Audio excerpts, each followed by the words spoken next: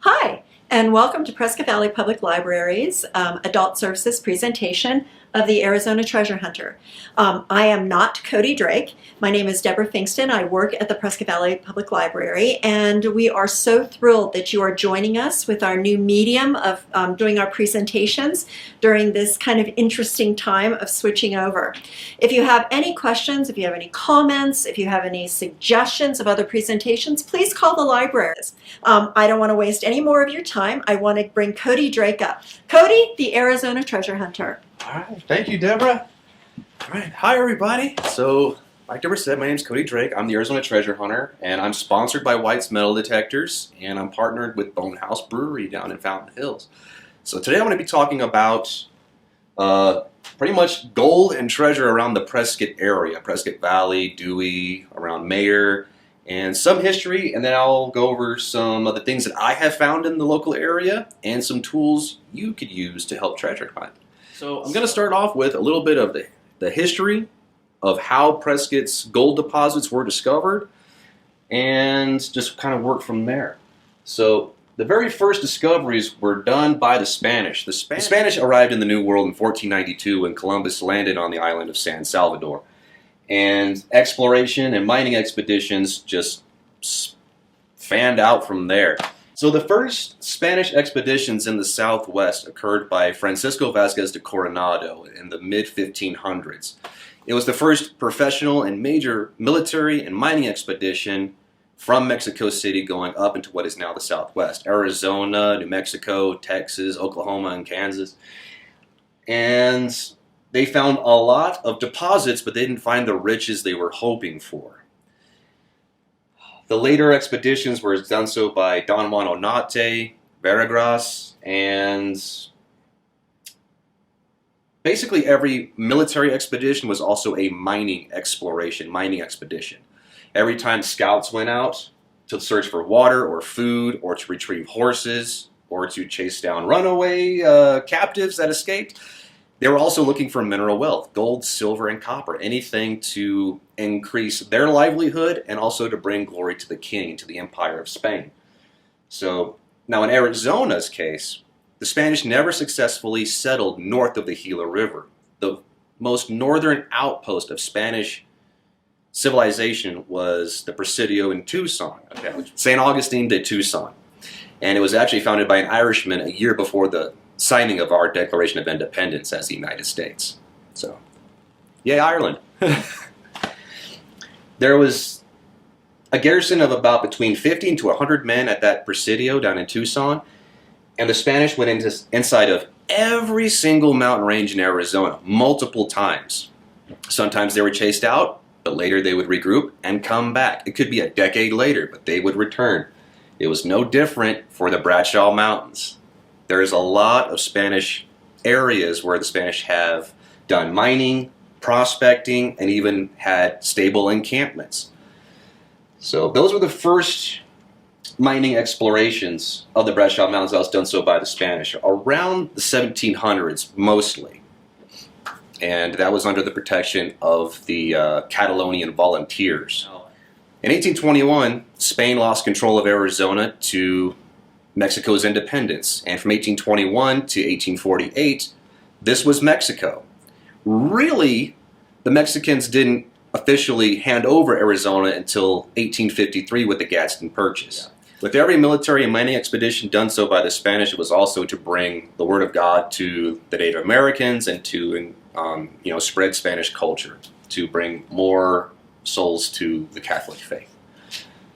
And of course, gold was always at the forefront of all of that. And so, yeah, the Spanish was the first explorations of the Prescott area. But Prescott didn't have its gold rush until Joseph Rediford Walker came into the picture. So he was a mountain man, a very grizzly fellow. And he led a party through Wickenburg, along what's now Peoples Valley, and into the Lynx Creek area. And he actually found gold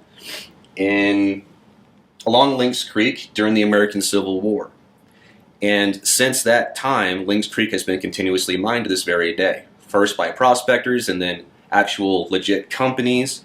And today it's done so by private parties and the local public. There's parts of Lynx Creek which are recreational gold prospecting areas. You can camp, you can metal detect or gold pan on your own.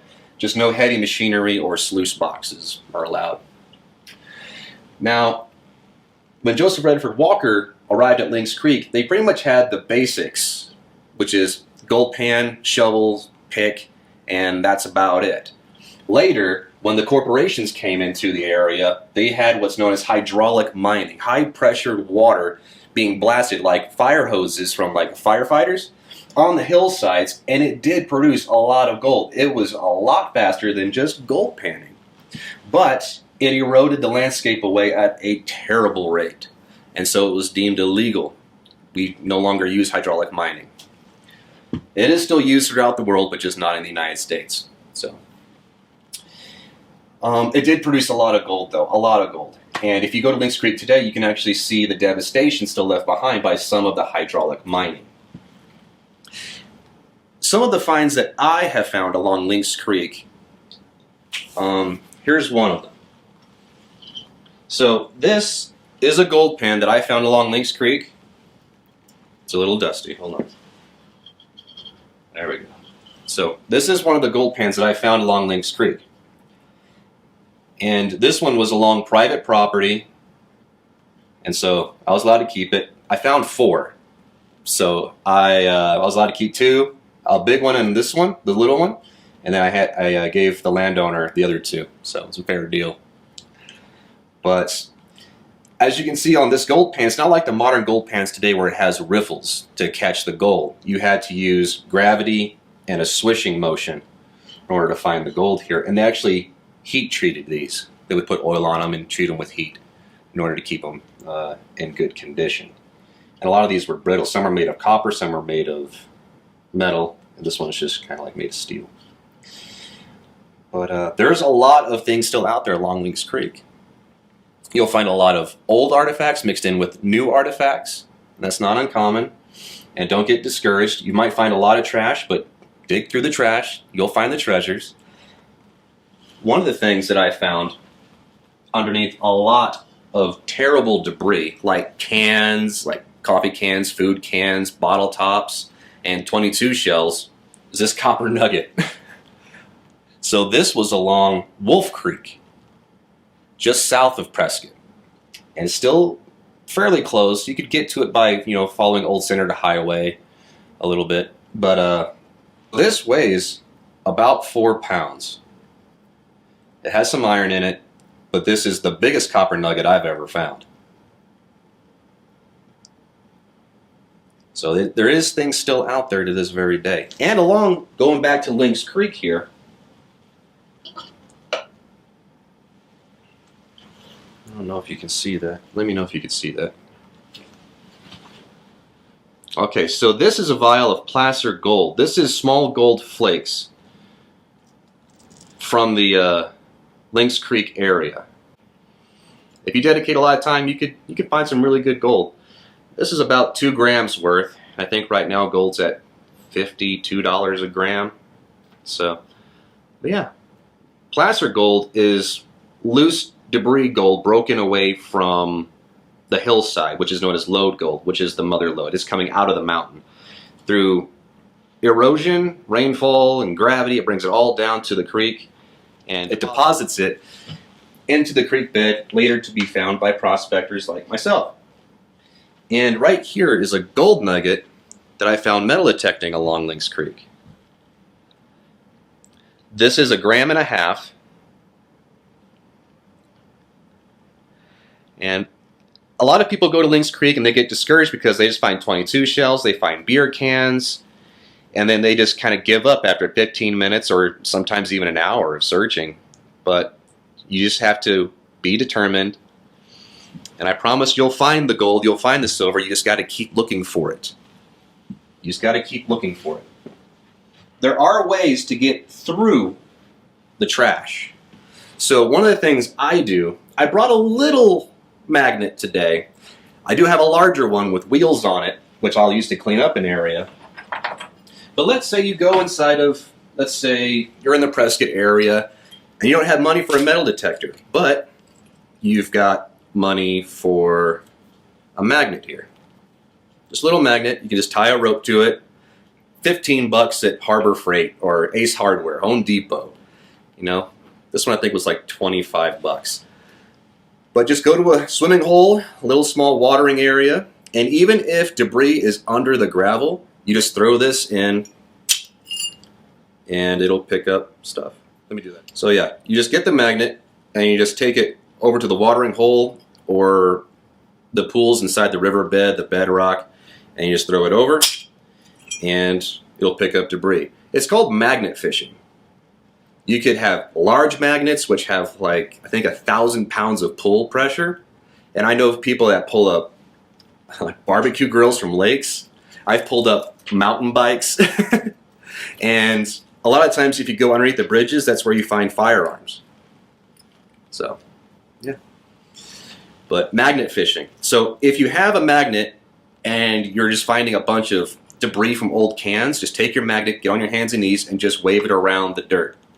And it's going to pick up everything. It cleans the side up for you so you can find the good stuff. So it's a helpful little trick for you to know. Now let's talk about the treasures near Prescott. The lost treasure of Kneeling Man, I think, is the most popular around Prescott. A lot of people place it around the Granite Dells, or I think it's Granite Mountain, Thumb Butte. So the lost treasure of Kneeling Man started off with a group of prospectors who went out into the wilderness not far from Prescott, and they actually started finding a lot of gold. But they were attacked by the Yavapai Apache. And then, kind of like a movie, they were just dwindled down. They were killed off one by one, and then they died off by dehydration, and just the environment itself was the big killer. Until one man was left, and he buried the placer gold that they had from their mining expedition at the bottom of a boulder which looked like a kneeling man next to a spring. And when he was rescued, well, when he was found, he told the story to the person who came upon him. And the gold has never been seen. When the last member of the mining expedition was found by a local ranch hand, he told the story about how they were attacked and, you know, how he came to be there. And it was only about 1.5 miles or so from the downtown square of Prescott. So that would kind of place it near Thumb Butte in that area. But also the Granite Dells aren't that far away from there either. And depending on how you look at a boulder a certain way, it could look like a kneeling man. No one's ever really found this. Yeah, so the lost treasure of Kneeling Man is still out there. A lot of people might say that the person who came upon the last prospector, who later passed away, I believe he was bitten by a rattlesnake and then he died when his rescuer actually arrived on the scene. But it has never been found. And in Prescott back then, if any large amount of placer gold was found and brought into Prescott, it would have been a huge gold rush into a whole nother area. So I know that didn't happen. Now, lost gold of Mule Creek. Mule Creek was done during the Apache Wars. This is, we had Fort Whipple here in Prescott, and a detachment was sent out because some Yavapais were burning local ranches. It was about 3. That's how much I could actually see documentation of. And when they were chasing down this group of Yavapai, they came upon the body of a mule dead inside of a creek. But they also found that the Yavapai had passed through there and killed off a bunch of miners. And they had crushed gold ore. They had gold ore that they had just extracted out of the mountain itself, which was in large chunks. And they were on the move. They had to be after this group. So they couldn't stop, but a couple of the soldiers did, and it stalled the pursuit. They took a couple of samples, and then they took out after the Yavapai again, and they were never able to recover their steps after that. And people they were professional trackers back then, and they couldn't backtrack their own steps during that time. So, Mule Creek gold. I think Mule Creek is over by Turkey Creek along Old Senator Highway. That's where I think it is, but it's not on any map. There's no Mule Creek. So Wells Fargo Strongbox on Granite Mountain was supposedly robbed by a group of teenagers And the stagecoach was going to Ash Fork, going through what's now known as Chino Valley. And it was so heavy, and they knew they were being pursued, they decided to bury it. But they were locals from Prescott, so they buried it where they thought it was going to be easily found. And they also never recovered it. But people have often said that after a heavy rain, they would see the outline of a strong metal box over by Granite Mountain. But they didn't have the opportunity to dig it up, or it was too heavy to pull out of the ground. So, still to this day, that's still there. Now, let's talk about the gold of the Granite Dells over by Watson Lake. Before Watson Lake was a lake, it was a very well-traveled trail going through that area. Prospectors took it, the military took it, tourists even took it. Prospectors would hardly ever go out alone. It was very dangerous to go alone. Like the Lost Dutchman of Jacob Waltz, it was extremely dangerous to be the lone prospector or the lone mountain man. You wanted to go in groups. If people saw that you were in good numbers, they would leave you alone, most likely. So there were mining parties, and they would go into a certain area and then do their prospecting, their mining, and then come back with their crushed ore, and then they would smelt it or sell it to an assayer. And back then, gold was $20 an ounce, which is about $1,000 today. And it's not far off from our prices. I think we're at $1,700 an ounce right now. But there was a robbery among one of the prospecting groups, and they buried it along the granite outcroppings near Fort Whipple. Well, that's the Granite Dells. And then a lake was put in. Now, you can't go openly dig and prospect at the Granite Dells as it is. You can't even scuba dive with a shovel. So that treasure is still there as well. Below the dam, a lot of people believe that they have seen placer gold nuggets coming up when they release the floodwaters a little bit. But still, there's no prospecting in the Granite Dells. So that's one of those treasures that most likely will never be found. But that's placer gold also. So that placer gold is the gold flakes and the gold nuggets. Now, gold is 19.3 times heavier than water and 6 to 8 times heavier than the material it's associated with, meaning the sand and the gravel and the rock. So it's going to go to the lowest point and stay there, and that lowest point will be bedrock. So it's going to go all the way to the bottom and stay there until someone pulls it up, or Mother Nature opens up a new gateway and it flows somewhere else. Now, treasure is out there. That is a fact.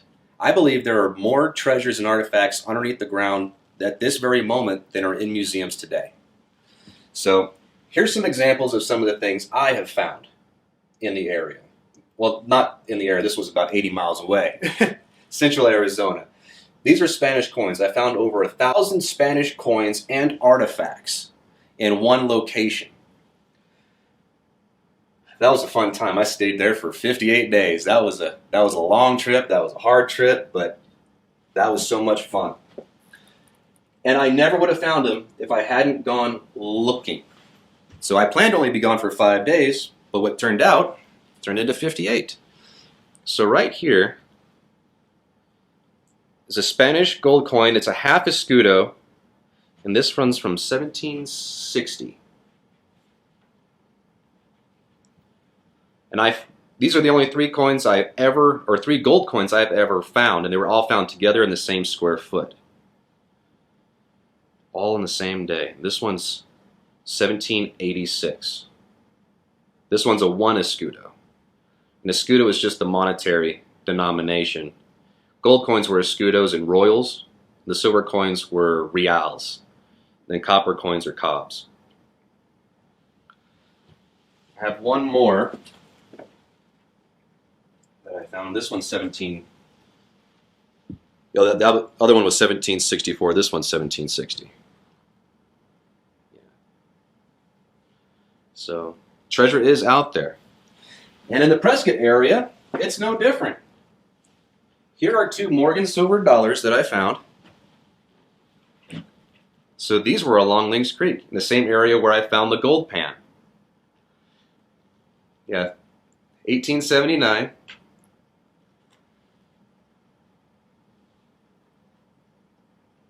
And then this one, this is 1886.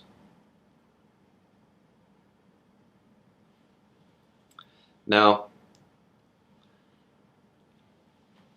if you're looking for places to metal detect, you should probably understand the laws first, and that helps you out a lot. If you just go on state property or federal lands and metal detect, it could lead to a lot of trouble. You can metal detect in a wilderness area, but you can't dig extensively. You could dig just about 5 inches, and then you have to fill the hole back in. But you can't be metal detecting for anything over 50 years old. That's the trick. You can go to a wilderness area and metal detect a modern campsite, looking for modern coins to help clean up the area a little bit. Fine, perfect. But on state and federal lands, anything over 50 years old is breaking the Antiquities Act. If you are metal detecting treasure hunting on private property, however, totally different animal. Since the people of the United States own the government, anything you find on private property with full permission of the landowners is strictly between you and the landowner. No local, state, or federal agencies have any say in what you do. If you find a big amount of money, you might have to pay taxes on it. We can't escape that. Sorry, guys. So if you find the lost Dutchman mine, you're going to be paying taxes. Yeah. But treasure is out there. Now, if you see a hillside, and around the Prescott area, we have a lot of ponderosa pine. So the pine needles pretty much cover the ground. If you see the hillside and then a small flat area, maybe about 20 square feet, maybe 50 square feet, and then it goes back up, well, that was probably an outhouse. And so I saw one of those one day, and I thought, I'm going to go dig it out. Now, around that area where I was at, where I found the gold pan, that outhouse hadn't been used in probably 100 years, so everything's eroded away. But when everybody is, well, back then they didn't have Advil or Tylenol or Excedrin, they had opium and alcohol. And so if they were going to their restroom, as soon as they undo their belt buckle, they lose pistols, they lose medicine bottles with gold, and they lose their money. So if you find outhouses, it's literally a treasure trove of artifacts. Yeah. Outhouse treasure. That could be a movie. Now, also in the Prescott area, here's 2 artifacts that I have found. Now, just like today's gold vials, like this one right here with the plaster gold inside of it, this is a glass vial. Today we have plastic also, which is more durable and practical when you're out prospecting. Back in the day, you only had a choice between glass and glass. But prospectors that used to be soldiers had an ingenious idea. They would take their spent pistol cartridges from their .44-40 revolvers, crimp them, and use them as gold vials, and also for silver as well. So this was found over behind Mayer. There was a small little encampment. I found 4 tent stakes, and I found the pieces of a trunk. I found the clasp for the trunk. I found the lock, and I found the key for the trunk. I even found the handle to an old pistol. I found all of his cooking ware. But outside the tent is where I found his gold vial. So there are all sorts of things out there. Now you'll also find evidence of foul play. So this I found not too long ago at the base of a 1-foot wide mesquite tree. This is a 4570 cartridge, and it's copper case. Today they're made out of brass.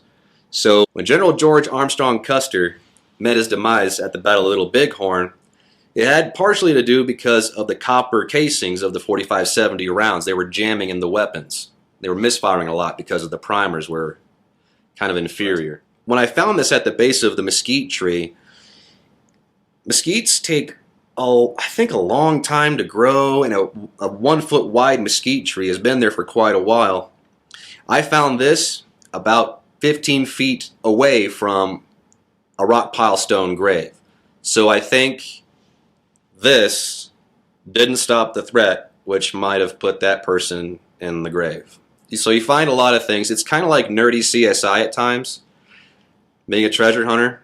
And at night, when I camp out in places, I'll actually do a bird's eye view sketch of an area, and I'll log where I found artifacts out. I also take GPS coordinates for, you know, my own use back home on the computer, but when I'm out there in the field, I don't have the computer with me or internet, so I just do it all by hand.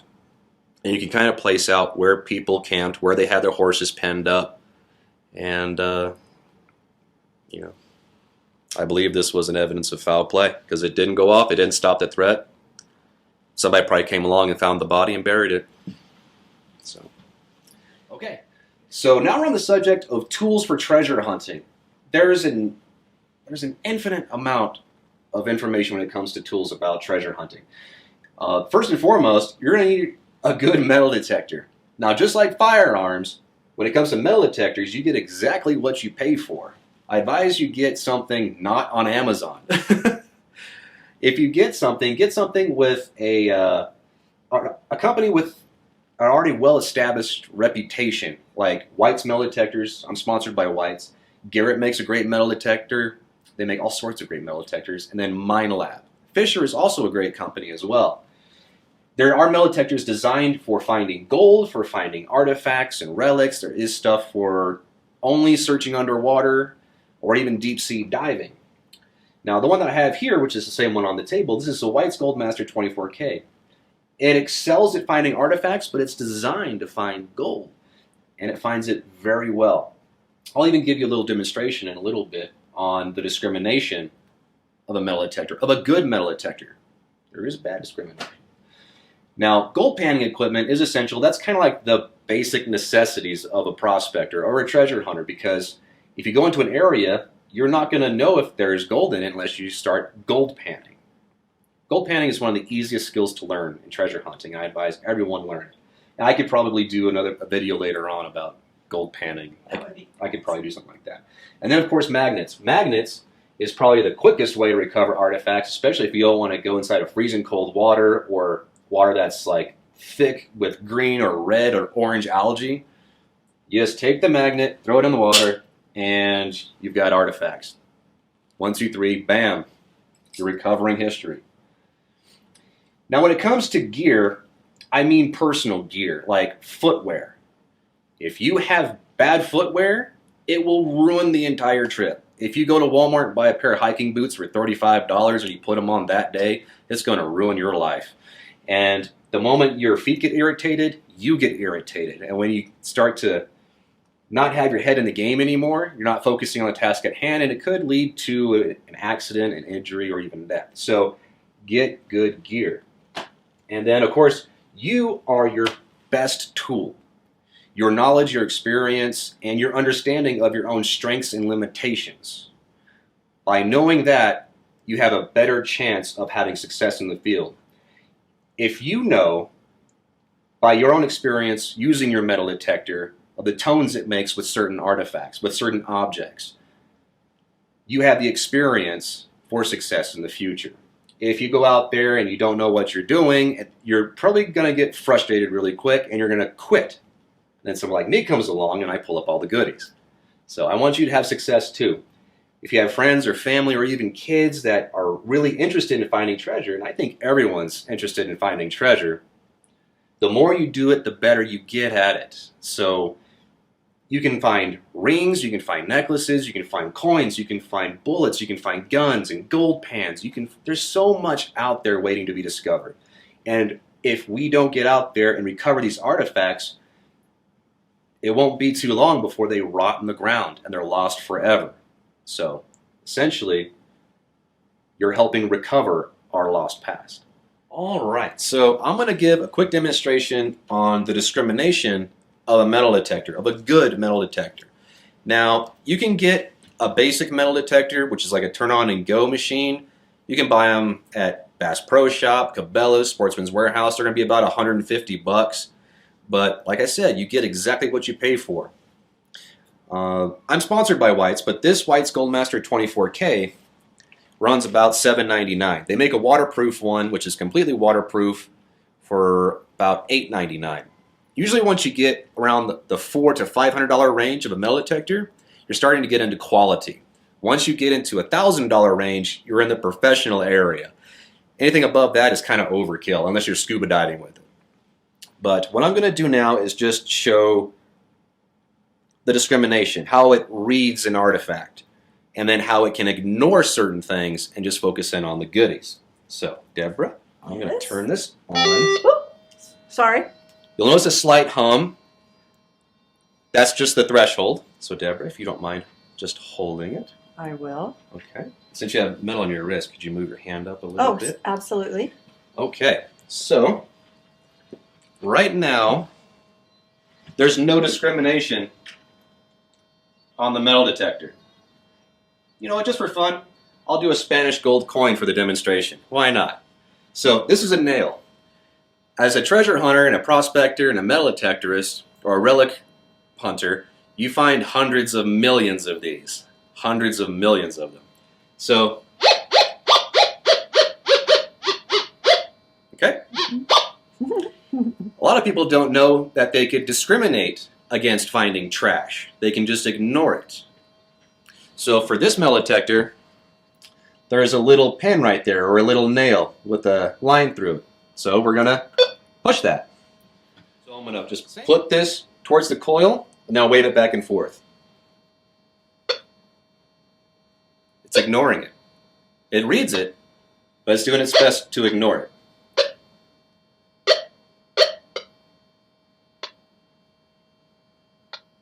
Okay. Spanish gold coin.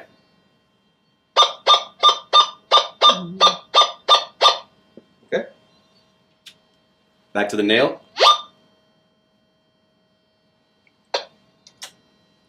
Gold coin again. So that's discrimination with the metal detector. Different metal detectors have different levels of discrimination. Some are better than others. But if you get a cheap metal detector, the discrimination will not be good. It will give you so much frustration because you'll just be finding trash, and then like a piece of iron will sound just like what a coin would on a good detector, and so you're finding a bunch of trash. You get frustrated, you get mad, you leave, and then somebody else with a better machine and more knowledge knows what they're doing. They come and take all the goodies, and I don't want that to happen to you. So $300 at the very least, and then you can just go from there. But get yourself a good metal detector. It'll make your chances of finding treasure, artifacts, and coins a lot better and a lot faster. So, yeah. Okay, so thank you everybody for tuning in today, and I hope that you learned a lot of helpful information, and I hope that this helped inspire you to get out and treasure hunt, bring your friends, bring your family, create some amazing memories that will never be forgotten. And stay tuned, because you're going to see me on an upcoming documentary on Amazon about the Lost Dutchman mine and Jacob Waltz himself. So if you wanted to follow me, I'm on YouTube, Instagram, and Facebook. Just go to the search engine and type in the Arizona Treasure Hunter and check out my website, which is treasureaz.com. So thanks for tuning in, guys. Well, let's thank you, Cody, so very much. We're hoping to have Cody back with more information. Maybe when we are allowed to start having people over, we would like to have a metal detector demonstration, and we could do that outside. That would be awesome. Thank you, Cody, so much. Thank you. And Deborah. again, check out his Facebook, his website, the documentary. Yes. On the Lost Dutchman mine, and you will say you saw him at Prescott Valley Public Library. Thank you very much. Awesome. Thanks, Cody. Stay safe, stay alive, keep treasure hunting.